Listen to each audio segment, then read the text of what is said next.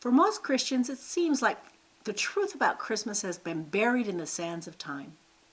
Believers have been caught in the church's own golden snare ever since it assimilated Mithra's Winter's Festival into the church calendar in 379 AD.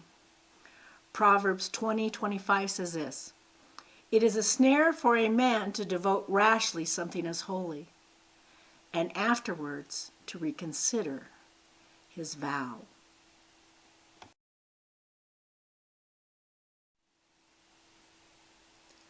The first recorded evidence of Christmas actually taking place on December 25th, well, that's not found until the time of Constantine in AD 336. Except it wasn't called Christmas. Okay? The word Christmas comes from the late Old English Christmas, the Mass of Christ, and isn't found until the 11th century. That's another story.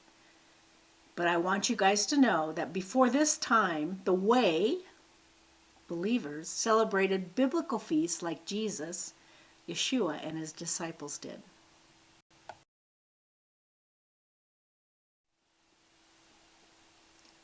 Christmas in 379 AD and before really was Mithra's Winter's Festival, which was celebrated on the ancient winter solstice, which was December 25th before the Roman shift in time. It had several other names. It was also called the Nativity, or the Nativity of the Sun, S-U-N, or the Nativity of the Unconquered Sun. And it celebrated the birthday of the pagan sun god Mithra, which is the Persian version of the Babylonian sun god Tammuz. The Catholic Encyclopedia itself admits this. The Nativity of the Unconquered Sun, celebrated on the 25th of December, has a strong claim on the responsibility of our December date.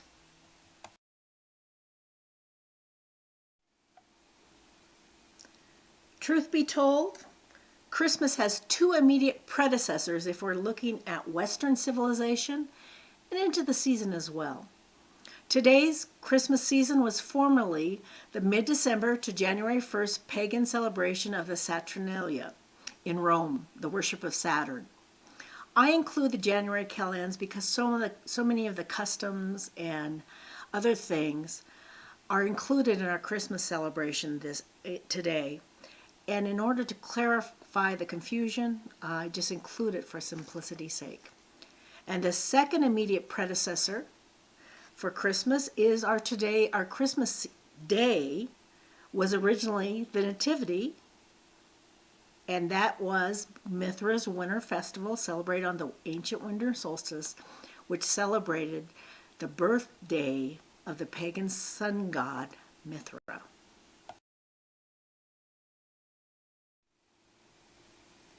Christianity received the first regift of Christmas when church officials, the Catholic Church, grabbed Mithra's Winter Festival, as we already revealed in 379 AD. The cultic mysteries of Mithras, the worship of Mithra, was imported into Rome around the 2nd century by legionnaires who were serving in the eastern portion of the Roman Empire. When Rome conquered Persia, many of the Romans liked to merge their modern Western culture with the more ancient practices of the Orient. History records that Mithraism was an important aspect of Roman spiritual life until as late as the 5th century AD.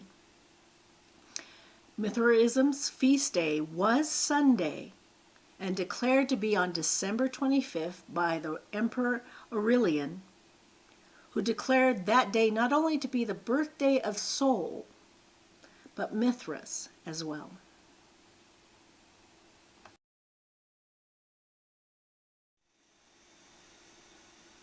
But how did Mithraism become so popular in the 4th century?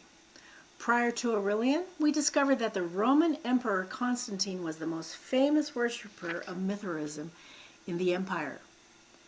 In AD 312, Constantine was said to have a conversion through a battle vision of the cross at the Milvian Bridge, which, by the way, was not reliably recounted until 325 AD. And I don't think it's a coincidence that this was the same year of the church-altering Council of Nicaea happened. And even though Constantine was said not to have influence on the decision, he had a larger-than-life presence. And I detail in my book, SANTA-TIZING, that basically nothing in Constantine's life showed that he was a true believer.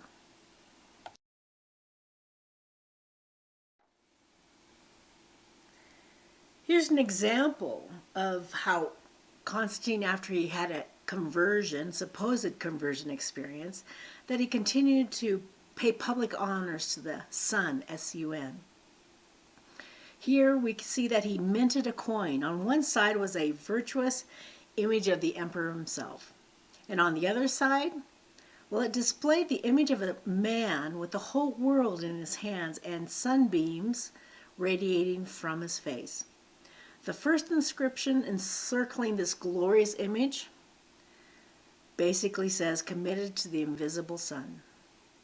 The other clarified Constantine's commitment to the invisible sun. It says, Sol Invictus Mithra. Constantine was a worshiper of the invisible pagan sun god Mithra, following in the footsteps of his supposedly Christian father, who ruled under the protection of Sol, another pagan sun god, Sol Invictus, or Apollo, in Gaul and Britain. These are all pagan sun gods, okay? And by the way, the pagan sun gods continued to be honored on Constantine's coins until 321 AD, which was the same year that the Christian Sabbath was moved from the seventh day to the first day of the week.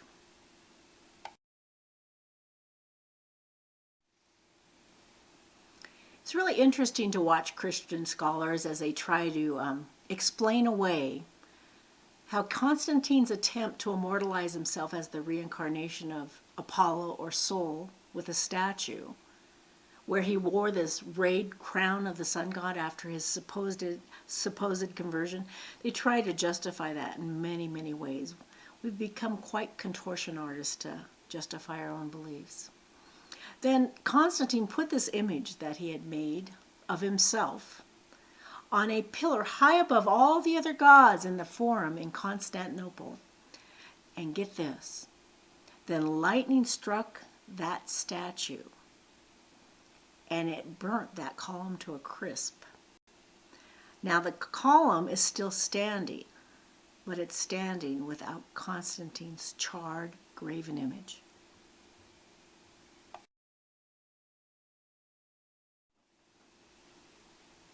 Another monument to Constantine's sun worship practice, they actually still exist in many Roman churches, Roman Catholic churches, if I might add, including the Church of San Clemente in Rome.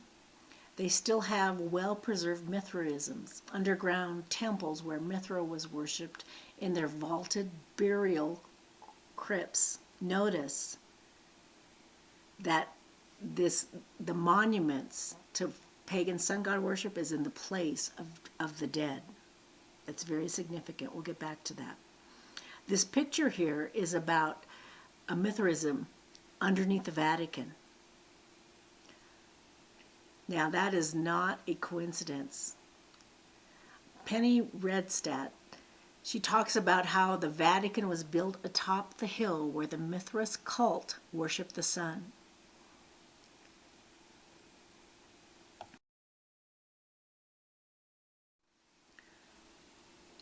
Obviously, Constantine's original and constant piety was associated with the sun, S-U-N. And pagans would have recognized their own solar cults in the church's practices. What were those practices? Well, they were orienting their cathedrals to the east, worshiping on Sunday, and celebrating the birth of the deity, their deity, at the ancient winter solstice, midwinter.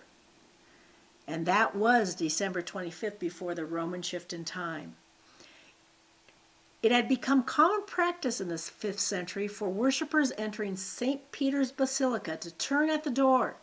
They would put their backs to the altar inside the church and then bow down to worship the rising sun. For you Bereans out there, look up Ezekiel 8:6 and 16 to see what God thinks of that practice.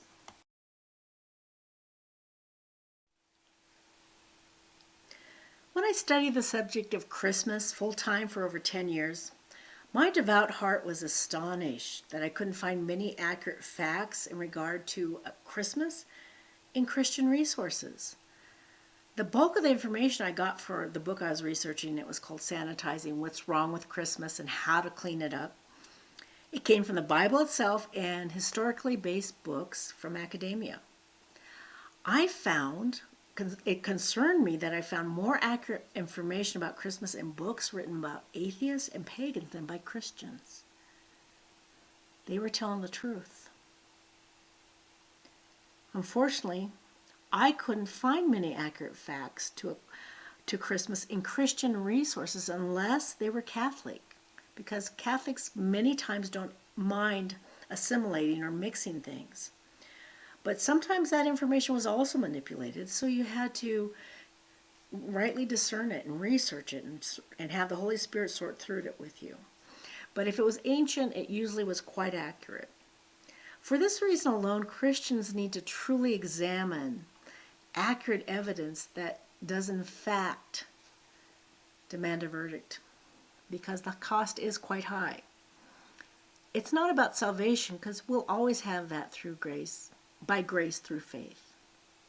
Look up Ephesians 2:8. That's constant. No, the cost is your eternal reward of being a prepared part of his precious, precious, and beloved, pure and spotless bride. He means it when he says he will have a pure and spotless bride.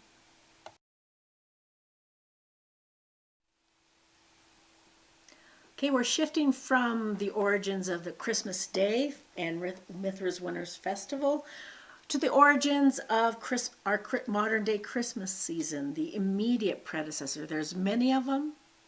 We're looking at the most immediate before it was officially recognized by the church. Okay? So today's Christmas season was the pagan celebration of Saturnalia. Now, even though the Catholic Encyclopedia admits Christmas was not among the earliest festivals, well, because, this is my addition, because they were celebrating the biblical feasts that Jesus and his disciples did, okay? And on that same webpage where it says that Christmas was not among the earliest feasts of the church, they say this: the origin of Christmas should not be sought in the Saturnalia. Now, this is a case in point where the Catholics' data has been manipulated to suit their own needs. Why are they saying that? Especially when early church fathers said this. The Tertullian said this. He lamented, "By us who are strangers to Sabbaths, new moons, and festivals once acceptable to God, the Saturnalia, the feast of January, are now frequented. Gifts are carried to and fro, New Year's Day presents are made with din, and sports and banquets are celebrated with an uproar. Oh, how much more faithful are the heathen to their religion." Case in point, we better look at the Saturnalia as the origin of Christmas.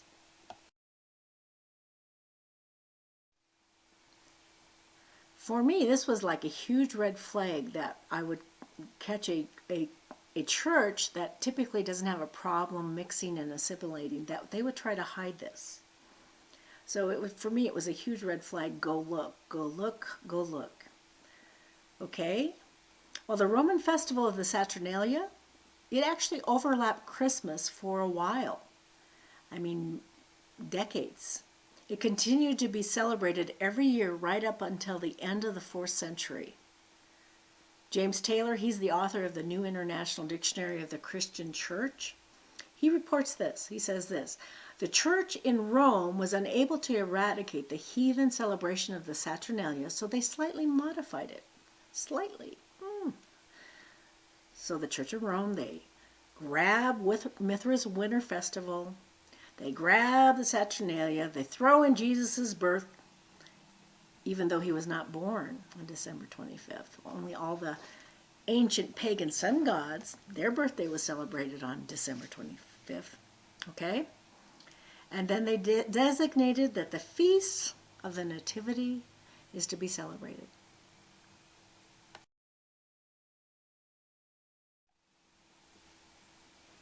I happen to know that the compromise that the Catholic Church was doing is they were compromising with a huge heretical sect at the time called Arianism. It was with an I instead of a Y, or is it the other way around? Anyway, it was a group that believed Jesus was solely human. And in order to placate this giant group of people, in order to just have them join the church as like a country club, they nailed this birth celebration into the church calendar.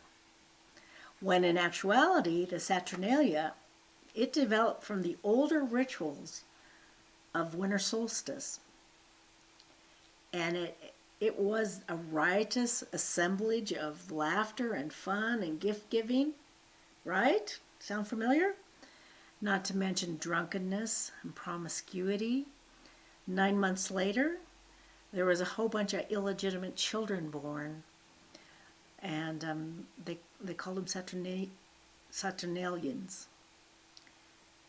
During the season, Romans would decorate their homes with evergreen boughs.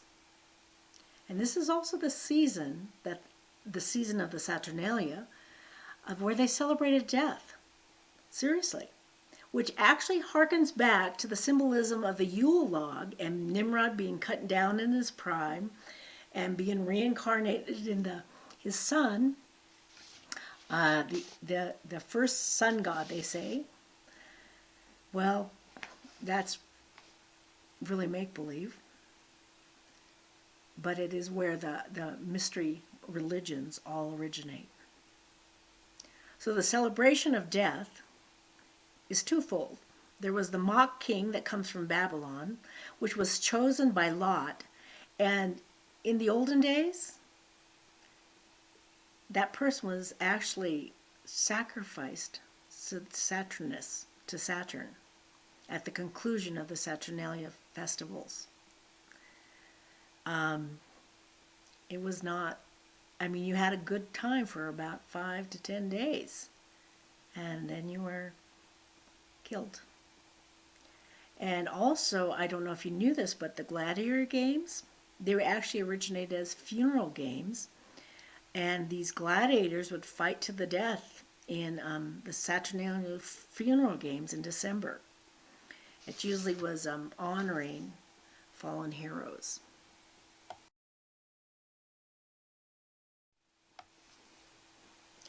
An actual record of the Roman Saturnalia has survived to this day.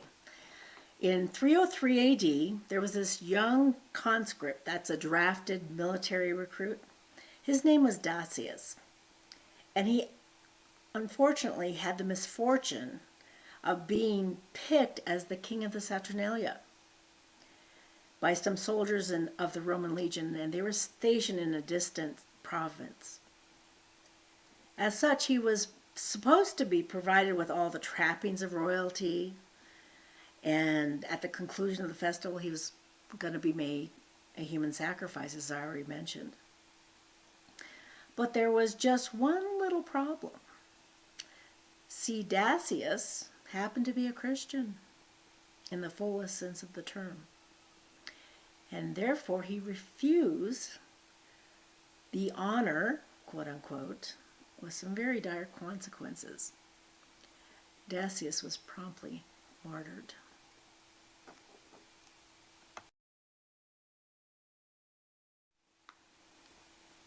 The Saturnalia, well, it's said to be a reenactment of the Golden Age when Saturn reigned over the earth, the entire earth, as its first king.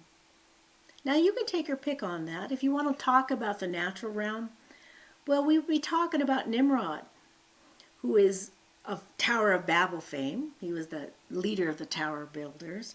Or he's also been commemorated in the Yule log, which is our Yuletide season. And if you want to talk about the spiritual realm, well, look no further than fallen Lucifer, who was the first king over the earth when Adam fell.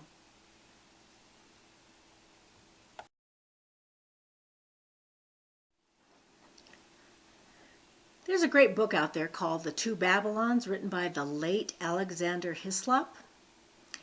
And he unveils that the golden calf from Egypt that Aaron built for the Israelites to worship, well, it was called the Apis, or the Apis bull, or the Apis calf. And it was simply another name for Saturn. Remember, the Saturnalia is the worship of Saturn. And he said because this calf represented the divinity and the character of Saturn. He actually also equates it to the ancient Chaldean or Babylonian god, Saturn. Hislop also declares that Saturn is simply another name for Satan. So this Apis, the golden calf, was the golden image that Aaron had in mind when he unsuccessfully tried to epitomize God's divinity. And this same golden calf is just another name for Saturn of Saturnalia fame. That's right, folks. Our Christmas season is made in the exact same image as the golden calf.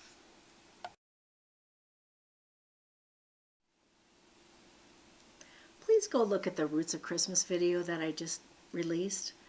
In it, I talk about 3 epiphanous appearances of Jesus. He shows up in the flesh. I call him Yeshua because that's what he asked me to call him.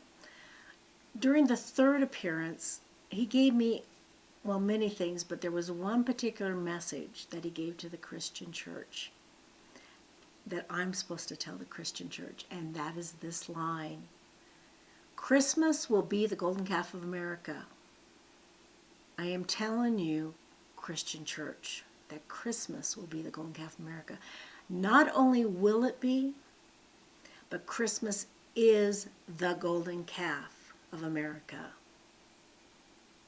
So you as a Christian, can you afford to justify just washing away this golden image because you just want to have fun? I love to have fun. You love to have fun. We all love to have fun. God created fun. Now, this is a personal choice between each one of us. I get that. And between our family. Thank goodness.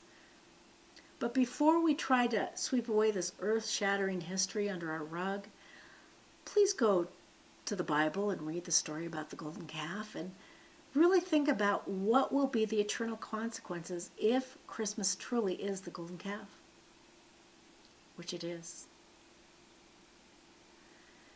And when you do this, please put this personal, pure and spotless kingdom worship issue on God's altar and release any hold you have on it so you can hear his heart. You don't want to hold on to anything more than you hold on to Yeshua, Jesus. The most iconic image of idolatry, the golden calf, in our hearts? Yeah. It was in mine.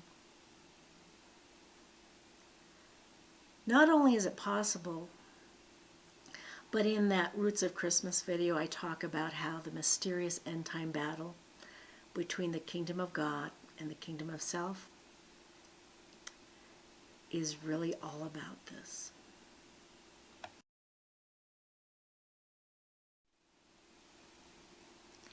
When we add to this fact that during Hanukkah, Yeshua celebrated the overthrow of Christmas. At the time, it was pagan sun god worship that defiled God's altar, but that's what he overthrew. That is what the Maccabees overthrew, and that is what Yeshua celebrated, the overthrow of Christmas on God's altar, the overthrow of the winter solstice celebration. And who put that first sun god image on God's altar? It was the Antichrist, the first prophesied Antichrist. This is a type and shadow, everybody, that all devout Christians in this day must re-examine this Lamb of Christmas that we have been offering to the King.